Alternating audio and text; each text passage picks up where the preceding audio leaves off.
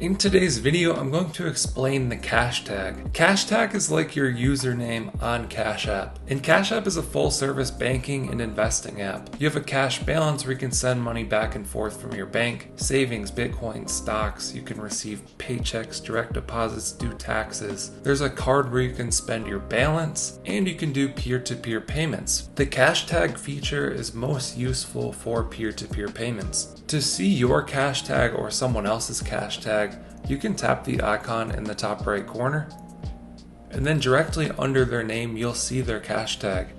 When you go to make a payment, let's say $10, you can also select from US dollars or a Bitcoin payment, and then you tap pay. You'll be able to type in someone's cash tag. So in this field you're going to want to type money sign and then begin typing their name. Then once someone's name appears, you'll want to check the checkbox next to their name. This will highlight their name in green at the top of the screen in the To field. You can also add a note and then tap pay in the top right corner. If you guys have connected in the past, the payment will just automatically go through. If it's a new person, they may have to approve the payment on their app.